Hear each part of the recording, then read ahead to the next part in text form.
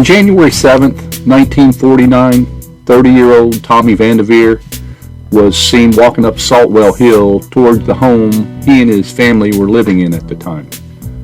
This was the last time anyone ever saw Tommy, his 44-year-old wife Beatrice, or her 17-year-old daughter Wanda. What happened to the family of three? Well, that remains a mystery even now, 70 years later. In this podcast, we'll explore the events surrounding the story, the people involved, and what the community, families, and public opinion believes happened on Saltwell Hill. What Happened on Saltwell Hill is written by Roger Hunter. Co-hosted by Garrett Altmeyer.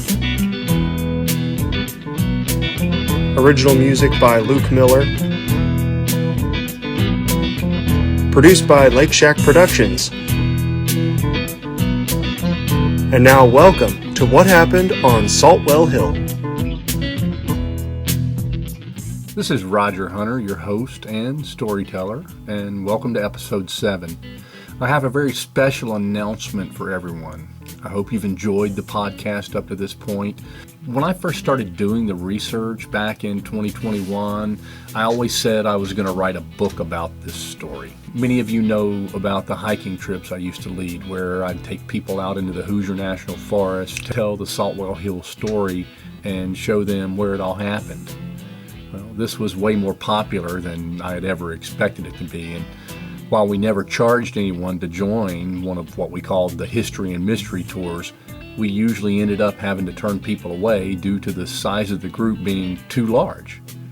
Last winter, due to a thing called life, I moved away from the Crawford County area to a small rural setting in south central Kentucky. I had all these notebooks full of information and hours of videotape that somehow kept ending up in my way. And in September of 2023, I decided to share my information in this podcast. I wasn't sure how it was going to go, but thanks to people like you, the story is getting out. I've spent a significant amount of time reworking many of the early episodes, extracting, cutting, pasting, and editing, and I have now produced the book, What Happened on Saltwell Hill. It's currently in pre-printing, and we are expected a release date on my birthday of April 8th, 2024. I'm making it available to the first 500 podcast listeners who pre-order that you'll get a signed copy of the first issue edition of the book, and as a bonus, we'll send you one of our cool What Happened on Saltwell Hill stickers that you can stick on your car or your cooler or virtually wherever you want to stick it. So go to www.saltwellhill.com and pre-order your copy of What Happened on Saltwell Hill today. And while you're there, check out our other show, Tales After Dark. Go. Do it now. Pause the episode. I'm not going anywhere. Okay, now episode 7. I had a rough night. We've come a long way over the first 6 episodes. Let's take a quick look back just to do a little gut check before we head into the next chapter of Bill Messmore's life. After Tommy, Bee, and Wanda went missing, the community pretty quickly became very suspicious of the equipment salesman from Louisville. Police focused on Messmore. The news media focused on Messmore. Everybody focused on Messmore. The truth be told, he was convicted in the public opinion. No evidence, no trial, no jury, no reasonable doubt. The entire thing was circumstantial at best. To be clear, up to this point, most everything we've presented can be backed up with newspaper articles, police or FBI reports, or I've included the interview footage. But for the next few minutes, I'm going to tell you some of the stories I've heard from other perspectives. While the stories vary, despite his, at the time, unknown criminal record, Messmore was, it seems, mostly liked by most people. It's said that he was friendly with more people in the area than we may have even realized. He made regular visits to both Mifflin and the county seat of English. There's no reports of him ever losing his temper, and most people thought he was a pretty nice guy. He made some important friends too, reportedly. Okay, trigger alert. If you're listening with a child, you may want to fast forward about 30 seconds or pause and listen later. I'll give you a second. 3, 2, 1.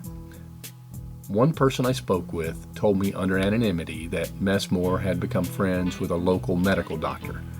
The story was vague and the name wasn't clear and may have been wrong to begin with, but their 85-year-old mind remembered stories of how this doctor would conduct emergency procedures on pregnant women. I'm going to leave that right there. So please, we aren't going to get into the politics, but at the time, this would have been illegal. Now, think back to episode 2, setting the stage. Sometime in the fall of 1948, Wanda Johnson had moved into Bill Messmore's home. She was, by all accounts, pregnant when the family of 3 went missing. Nobody that I spoke with disputes this, although it was never reported in the media. Some accounts have Wanda going to Louisville with Bill and introducing herself as his fiancée, Mary Lee Colgate. Think back to episode 3. Who is William Colgate? Anyway, the report is that she went to his divorce court proceedings with him in early December 1948. Yes, Bill had been married at least 2 times before he met the family of 3. According to his FBI profile, he married Myrtle May England in 1937. The validity of this marriage is questionable because court records indicate that they were married in April of 1947, and there's never any record of a divorce. He told police that he married her in a drunken stupor. They lived together for 3 days, and he took her to her mother's house. When he returned, she was gone. There's no record of a divorce, and we don't know much more about her. Supposedly, she filed for a divorce in 1938, but again, the dates are kind of confusing.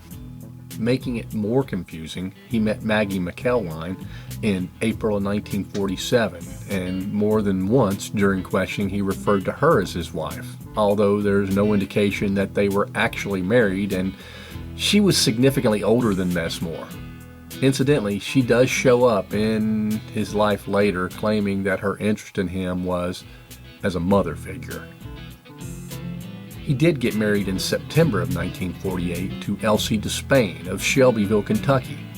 He stated that they stayed together for a few days, and he was in the process of divorce from her in December of 1948. So the way the story goes, a young lady was traveling with him, and they were seen walking along the Ohio River. Reportedly, someone saw him throw something into the river. He would later recount the story and laugh. Wanda never saw me throw anything into the river, he would say. When asked if he threw anything into the river, he told them it was the gun he used in the bank robbery, and would then reiterate that Wanda didn't see anything.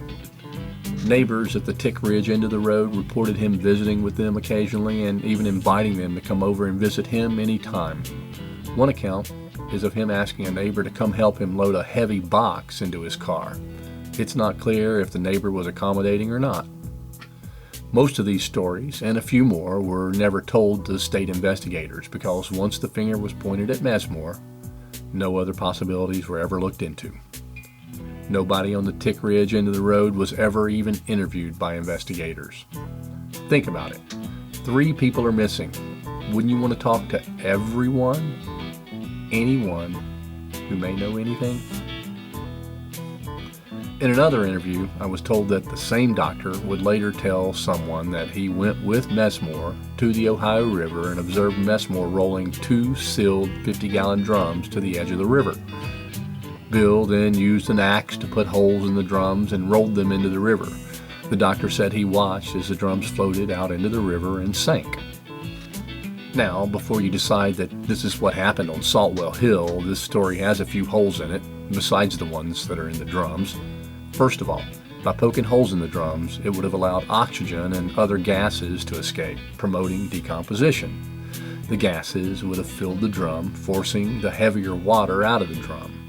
In a matter of weeks, the contents of the drum would have become lighter than the water, and the drums would have floated to the surface. No drums were ever found in the Ohio River. There was the body of a young lady that was found downstream, but it was later determined to be unrelated. I'm not sure what that means. Additionally, we are on somewhat of a tight timeline.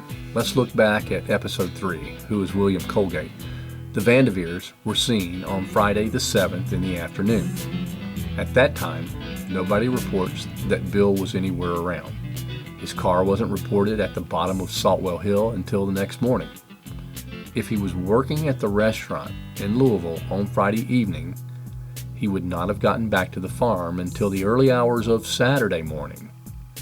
By Saturday afternoon, Bill had returned to Louisville for work, and then on Sunday, the mob descended on the farm at the top of Saltwell Hill, finding the suspicious things that led them to contact the police in the first place. Sheriff Lang went to the farm on Saltwell Hill on Monday, and Messmore was not around. By all accounts, Messmore didn't return to the farm until Wednesday morning, when he visited Nellie Hughes. And if you remember, he was carrying a shotgun. To be clear here, a shotgun would leave much more than a tiny hole in the windowsill. And there's never any mention of a handgun other than the one he said he threw into the Ohio River. If Messmore hid, burned, buried, stashed, or carried off the bodies, when did he do it? Okay, back to Vandiver, Kentucky and the plate of eggs. After Bill finished his eggs, he willingly went with Officer Powers. All the while, he was telling him he had the wrong guy. He was briefly questioned in Brandenburg, then turned over to the Kentucky State Police. They transported him to Louisville to be held until his trial for the Keyville bank robbery. Meanwhile, Indiana started a campaign to extradite the indicted dog collar thief back to Indiana so they could continue their investigation into the missing Vandivers. In his questioning, Messmore spoke of Charlie, being one of the guys that helped him rob the Keyville bank. So the investigation started looking into who Bill might know who was named Charlie. There was one person who stood out to police. Let's take you back to episode 4, Theft of a Dog. This first article is from Louisville Courier-Journal, June 7th, 1940. After a gun battle inside a crowded 4th Street tram at 1:10 p.m. Monday, city detectives arrested 2 men sought as part of a bandit trio responsible for 6 recent holdups here. A pistol bullet fired inside the car whizzed by a woman passenger who sprained a thumb as other screaming passengers tried to crowd out of the car, but there was no serious injury. The arrested men were docketed as Cletus Goldman, 21, and William English Peake, 20, who had rented a room May 1st from Mrs. Neil Porter Hamilton at 1144 South 2D. Third of the trio, Charles E. Stiegel, 21 of 717 3D, Jeffersonville, was arrested there May 2nd. Information obtained from him and picture identification by holdup victims led to the arrests of Goldman and Peake. When Bill was sent to Eddyville Prison for the shooting incident that happened in the dance hall, if you remember, while he was there, he met Charles Stiegel. The FBI focused in on Stiegel. Then, this article is from the Kokomo Tribune, March 18th, 1949. 2 men arrested as robbery pals of Messmore. Louisville, Kentucky, March 18th. The FBI announced here today the arrest of 2 men at Vicksburg, Mississippi, on charges of robbing a bank at Keyville, Kentucky, last August 12th. Fred Halford, special agent in charge of the FBI office, identified the pair as Charles Edward Stiegel, 31, and Thomas White Gore, 42. They are charged in federal warrants along with William D. Messmore, 32, with robbing the Keyville Bank of approximately $19,000. Messmore was captured at Brandenburg, Kentucky, Tuesday after a spectacular escape from the jail at Corydon, Indiana, the previous day. Halford said Stiegel and Gore were taken into custody by FBI agents at a Vicksburg hotel. Halford said both Gore of Lovelace, Kentucky, and Stiegel had lived in Louisville. Messamore also formerly lived here but was living on a farm near English, Indiana at the time of his arrest. A federal warrant was issued for Gore last Tuesday at Owensboro, and a similar warrant was issued at Paducah February 28th for Stiegel. Messamore is held in jail here in default of $25,000 bond. The other two are expected to be returned to Kentucky shortly. Messamore was transferred to the jail in Paducah, and the other two were soon sent there as well. In late March, Messamore, Stiegel, and Gore were indicted for the bank robbery, and the trial was set for June of 1949. Interestingly, despite having confessed to the bank robbery a couple of months earlier, at the arraignment, Messamore pled not guilty. Leading into the trial, things settled down. Indiana gave up on the dog stealing case, and now the story of the missing family of three began to fade into history. Messamore settled into the jailhouse and started making friends. James Howard Murphy, an African American who was serving time for malicious assault, was in the cell next to Messamore. Murphy and Messamore would sit and talk for hours. Again, Messamore seemed right at home in the jail.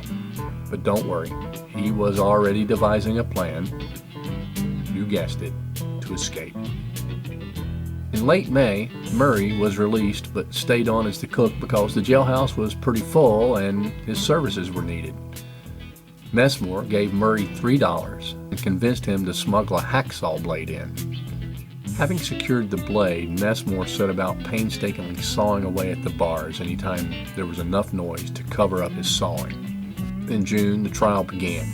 The three were facing mandatory life in prison if convicted because they had discharged a firearm in the commission of a crime. The prosecution brought in over 20 witnesses. Eugene Holder, Ralph Burns, Linda Hook, and John Miller all testified that Messamore and Stiegel were the two who entered the bank.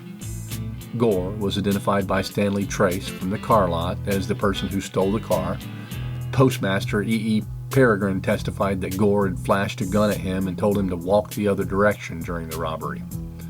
Devoy Burley and Ed Keeling both testified about the black Chevrolet and shots being fired at them out the back window. There were also witnesses who saw the three men together in Louisville after the bank robbery, where it was alleged they split up the loot.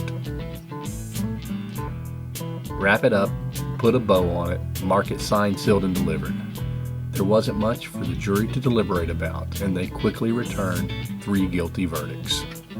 As Messamore sat in his cell awaiting sentencing, he decided it was time to put his sinister plan into action. He used the saw blade Murray had brought to him to finish the last 2 cuts, removing a small 8-inch piece of the bar and a pass-through window used to serve food to the prisoner. He then lifted his small frame and slid himself through to feet. First, in his escape, he was thoughtful enough to bring the 4-pound piece of steel bar he had cut out. On his way out of the jail, he was confronted by jailer William Owens and Owens' 17-year-old son Bobby, striking Bobby on the head with the 8-inch piece of steel bar and hitting William on the shoulder, instantly breaking it. As the 2 men lay on the floor, Messamore made his escape. The Paducah Sun, June 16, 1949. Messamore captured at Princeton, placed in Jefferson County Jail. After slugging deputy jailer William Owens and his son Bobby, 17, and fleeing from the McCracken jail, Messamore worked his way to the river, passing through yards and vacant lots to avoid people on the street. Passing through the flood wall, he walked upriver to the vicinity of the Marine Ways yard. There he saw 2 young boys fishing. Careful not to let the boys see him, Messamore crawled into heavy weeds a few yards away from them. Messamore said he hoped by not letting the boys see him, he might foil searchers of the area, and his scheme worked. Shortly after he hid in the weeds, searchers came by and asked the boys if they had seen anyone answering the description of the escapee. Truthfully, They said they had not, so the officers continued along the riverbank without searching the weeds. About 8 o'clock, Messamore left his hiding place and walked to Island Creek. He worked his way along the bank through rain-soaked grass and weeds and over strange grounds in the Illinois Central Freight Yards on Paducah's south side. It took him about 4 hours to reach the railroad, and about 1 a.m. he tried to catch a train. Stiff and cold from exposure, Messamore was unsuccessful. He also failed to catch 2 other trains between that time and daybreak. Dawn came and the fugitive slipped along toward the Louisville-bound train. He had to pass a branch station, and there Purcell saw him, and thereby brought about his downfall. He boarded the freight and crouched in the open car. Messamore was drenched by rain and wet grass and weeds several times during the night, and heavy showers fell on him en route here. Messamore was found cold, wet, and shivering in a container in Princeton, Kentucky. He actually seemed happy that he was found. Looking for sympathy, he told them, "I had a rough night." They told him how he had cracked the skull of a 17-year-old boy when he hit him with that steel bar. His response was, "I'm sorry about that. I really didn't intend to hurt him."